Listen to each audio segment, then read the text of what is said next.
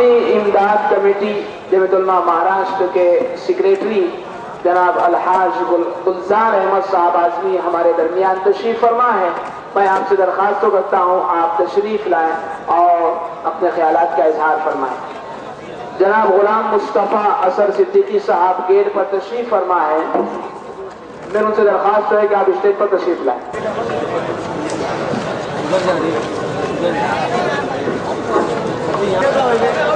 Mushtaq Taylor साहब तारीफ अल्लाह के लिए काबिल सद एहतराम उलमाए किराम, मेरे बुजुर्गों और दोस्तों,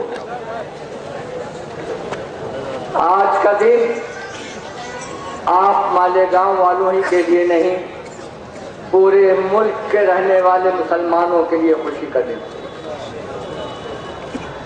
जमीयत उलमा महाराष्ट्र के कानूनी कमेटी के एक खादिम की हैसियत से मैं बताना चाहता हूं कि जमीयत उलमा ने यह काम क्यों शुरू किया और कब शुरू किया।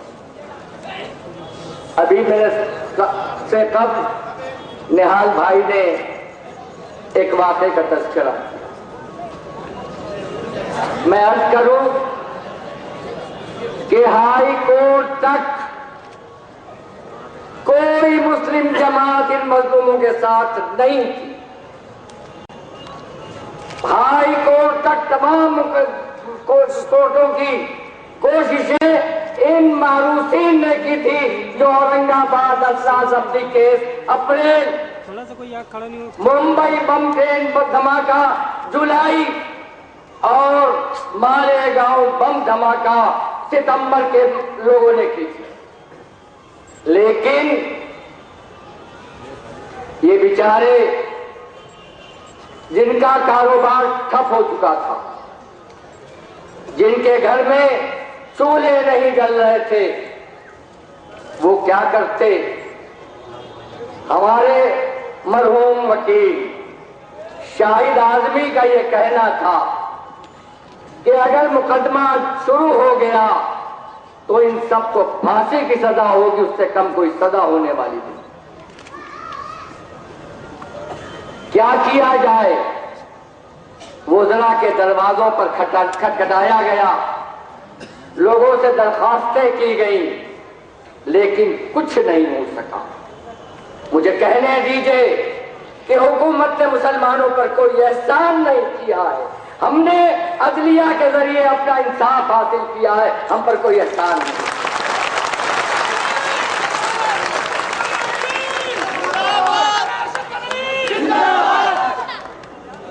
दोस्तों, क्या किया जाए इसके लिए?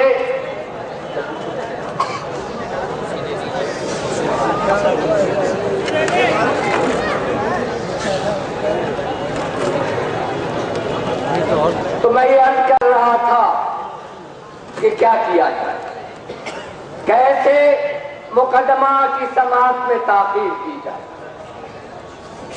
एक मजलिस हुई बम्बई, उसमें सदर जमीयत उलमा हिंद जानशीन शेखुल इस्लाम हजरत मौलाना सैयद अरशद मदरी अतालल्लाहु उम्रहुम वदामल्लाहु फ़ुयूदहुम बम्बई तशरीफ लाते। उनसे बात होती है, वो मज़लूमीन के लवाहिकीन जो आए थे उनसे दरखास्त करते हैं कि मौलाना सुप्रीम कोर्ट जाना है, हमारे पास कुछ नहीं। मौलाना फरमाते हैं कि गौर कर लो। कुछ दिनों के बाद मौलाना का हुक्म आता है कि अल्लाह का नाम लो और काम शुरू करो।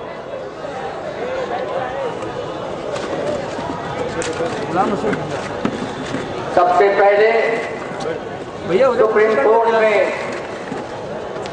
रिट दाखिल किया जाता है। ये सितंबर 2008 की बात है और जनवरी में 2009 में हमारी उस रिट को कबूल कर लिया जाता है उसकी समाअत का सिलसिला शुरू। मेरे मोहतरम दोस्तों, जमीयत उलमा के सदर मोहतरम ने जो हुक्म दिया और हमने काम शुरू किया।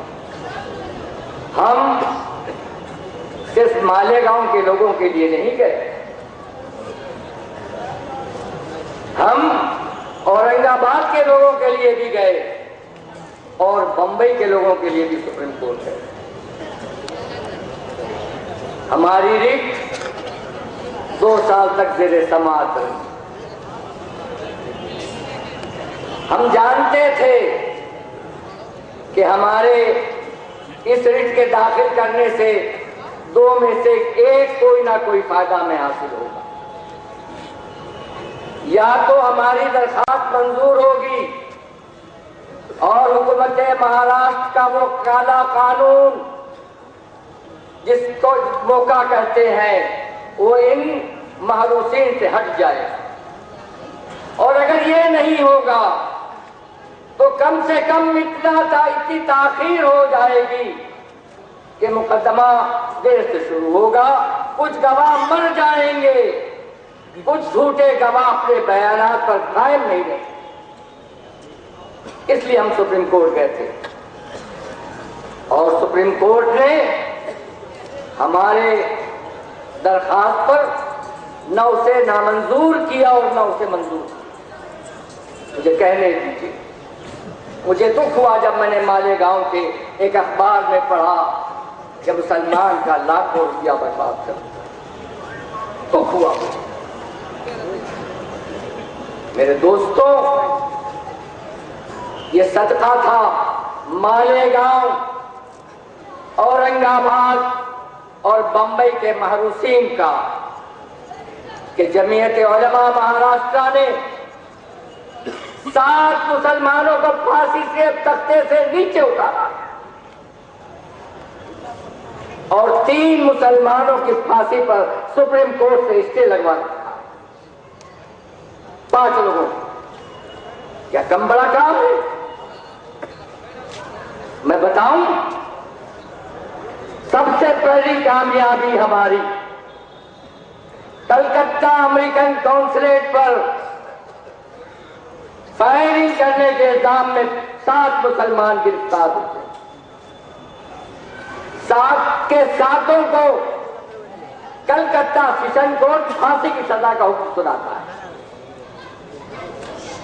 हम तो हाई कोर्ट जाते हैं, कलकत्ता हाई कोर्ट।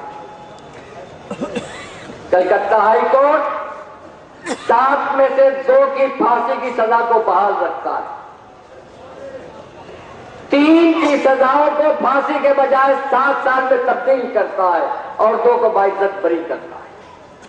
यह है जमीयत उलमा महाराष्ट्र और जमीयत उलमा हिंद की खिदमत। जैसा कि मैंने अर्ज किया कि हमने 7 लोगों को फांसी के फंदे से बचाया है। 5 का मैं अभी हवाला दिया और आओ 26/11 को याद करो, फहीम अंसारी को याद करो, सबाउद्दीन को याद करो। वो जमीयत उलमा महाराष्ट्र ही थी जिसने अपने सदर मोहतरम के हुक्म पर उसके मुकदमे की पैरवी का भी फैसला किया और अल्हम्दुलिल्लाह सुम्मा अल्हम्दुलिल्लाह हम मुंबई सेशन कोर्ट में भी जीते, मुंबई हाई कोर्ट में भी जीते और इंशाअल्लाह हम सुप्रीम कोर्ट में भी जीतेंगे और हुकूमत को वहां भी जीतेंगे। मेरे दोस्तों, गुजरात में अक्षरधाम मंदिर का वाक़या, 5 लोगों को फांसी की सजा थी, एक को 10 साल की थी। गुजरात हाई कोर्ट ने फैसला सुना दिया था। हम सुप्रीम कोर्ट पहुंचे, 3 की फांसियों पर स्टे लगवाया, 1 की 7 साल की सजा वाले की सजा माफ करवाई और 10 साल वाले को जमानत पर रिहा कराया।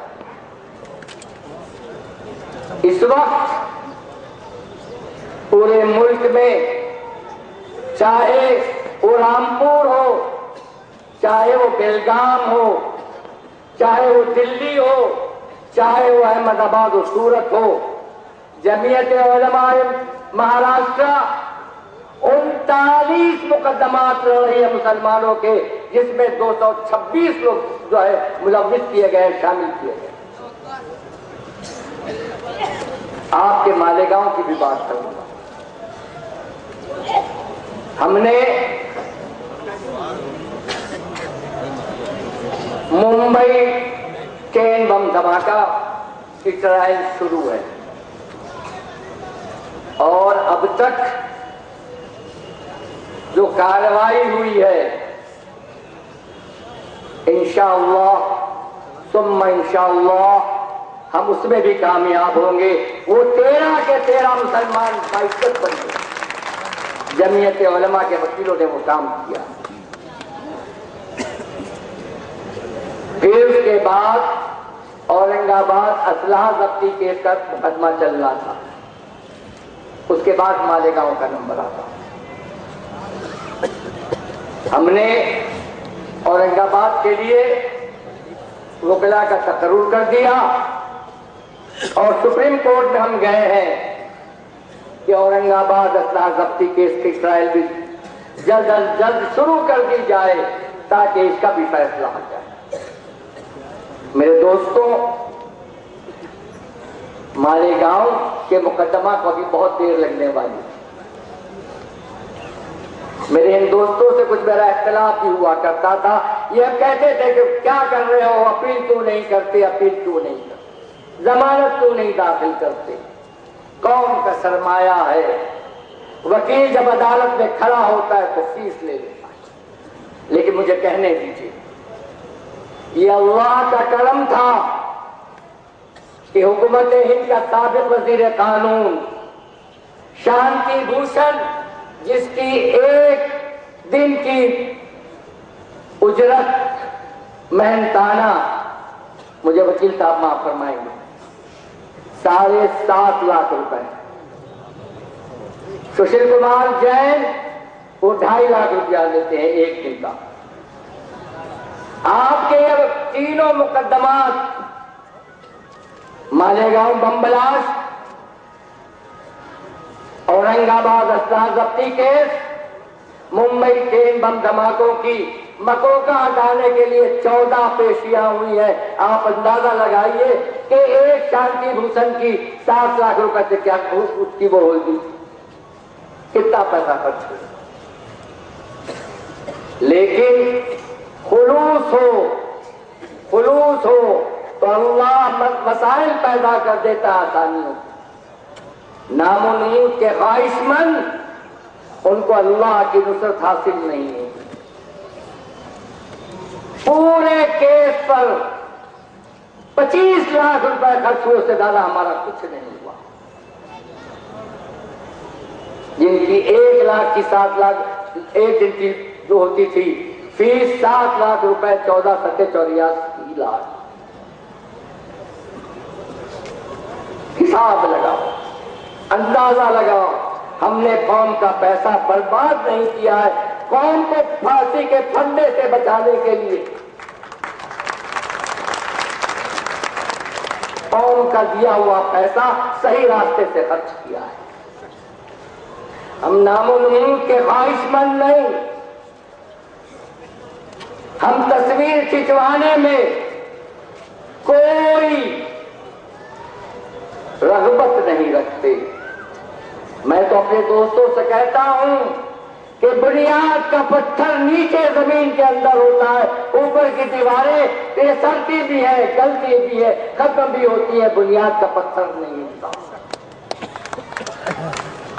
मेरे दोस्तों, क्योंकि मेरे बाद जमीयत उलमाए महाराष्ट्र के जनरल सेक्रेटरी भी खिताब करने वाले हैं और खुद वो शख्सियत भी आने वाली है जिसके अल्फाज सुनने के लिए हम सब जमा हुए। कौन शख्सियत, कैसी शख्सियत। मुझे याद आता है सन 55 साहिबानुल हिंद मौलाना अहमद सईद रहमतुल्लाह ताला अलैह एक जलसे में तकरीर कर रहे थे दीनी तालीमी कन्वेंशन के ताल्लुक से। वो सिलसिला जलसा था। जमीयत उलमा ने कब रहनुमाई नहीं की? सन 50 में जब ये हुआ कि ये मुल्क सेकुलर होगा, यहाँ मजहबी तालीम नहीं दी जाएगी, तो सन 54 में जमीयत उलमा हिंद के बुजुर्गों ने दीनी तालीमी कन्वेंशन करके पूरे मुल्क में दीनी तालीमी का एक जाल बिछा।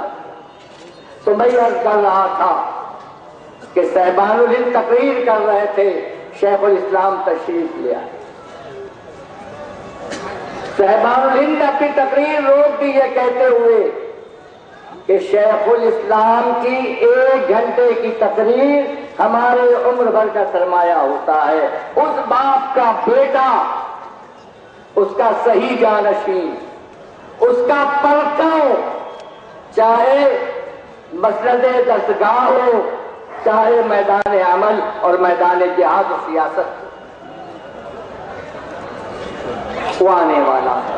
उसको हम सुनने के लिए यहाँ आए। मैं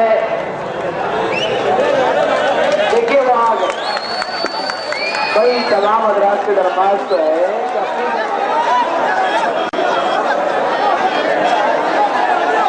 हजरत आगे भाई लोग रास्ता दे दें, रास्ता दे दें,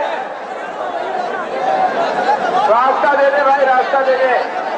बैठ जाए, बाकी लोग अपनी जगह पर इत्मीनान के साथ बैठ जाए।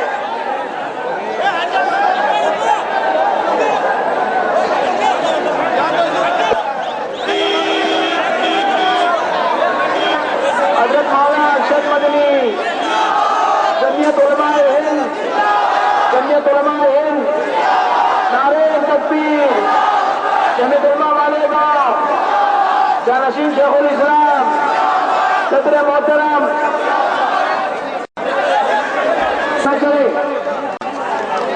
गैर जरूरी अपराध से दरखास्त से स्टेज पर न करें। हजरत मौलाना अरशद मदनी, जमीयत उलमा हिंद, मैं आप तस्लीम रखिए भाई। देखिए स्टेज पर कुछ गैर जरूरी अपराध भी चढ़ गए हैं, इससे बड़ाई करम उतर जाए। तो 17 जनवरी को मालेगांव के लोगों की जमानत के लिए दरखास्त दाखिल की, जिसके लिए कहा गया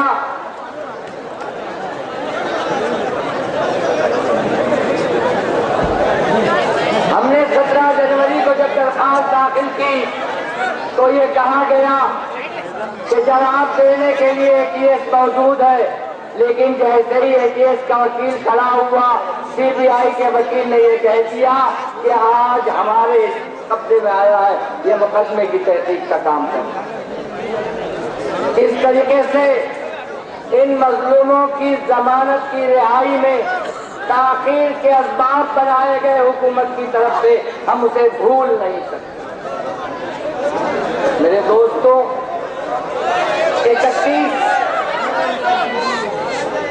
31 अक्टूबर को हमने फिर एक दरखास्त से जमानत डाली। पहले 3 तारीख को हुआ कि जवाब दाखिल करेगी एनआईए, फिर कहा गया कि 4 तारीख को देगी जवाब, फिर कहा गया कि अब 5 तारीख को देंगे। 5 तारीख को जवाब दाखिल नहीं कर सके, इसलिए कि मुसलमान गुनहगार है ही नहीं, तो उसका सबूत ला ही नहीं सकते और अदालत में पेश ही नहीं सकते। तो दोस्तों, मैं मालेगांव के कुछ वकीलों का शुक्रिया अदा करना चाहता।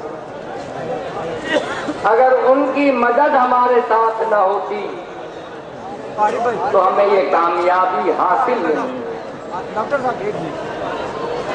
शेख शमसुद्दौहा साहब, उनका शुक्रिया इसलिए अदा नहीं करूंगा कि वो जमतुल्मा महाराष्ट्र के नायब सदर है, काम किया ठीक,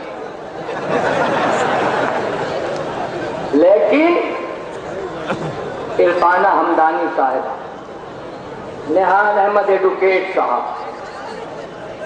आप मालेगांव के लोग इनका एहसान का बदला उतार नहीं सकते।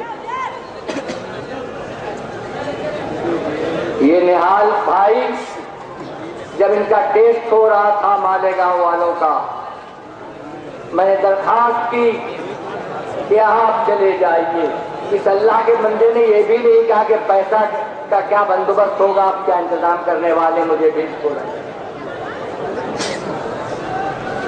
अपने पैसे से गए,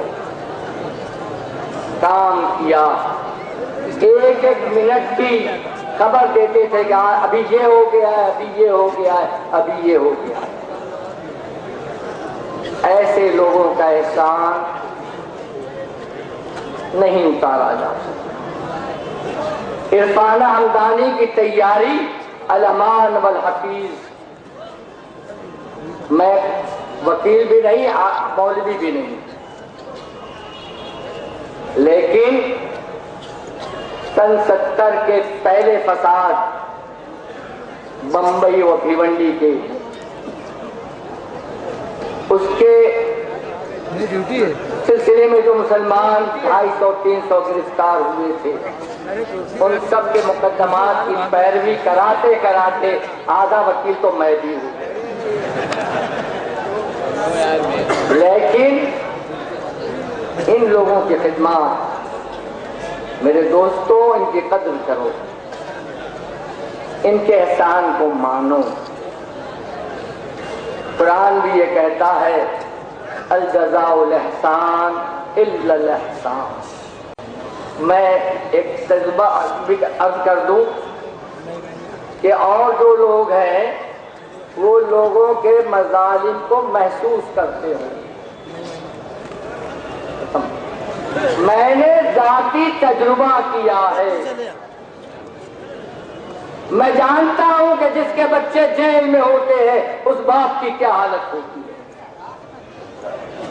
मैं एक बाप की हैसियत से यह भी जानता हूं कि उनके बच्चों का जेल में कैसा दिन और रात गुजरती है। इस जालिम हुकूमत ने मेरे बच्चों को भी 2 साल 8 महीने 10 दिन मकोका के इल्जाम में गिरफ्तार करके आर्थर रोड जेल में रखा। इनमें से बहुत सौ के मेरे बच्चे भी जेल के साथी थे, लेकिन हक हक है, बातिल बातिल है। जैसे मेरे बच्चे बेगुनाह साबित हुए अदालत से, इंशाअल्लाह ये सब के सब बेगुनाह होंगे। खुदा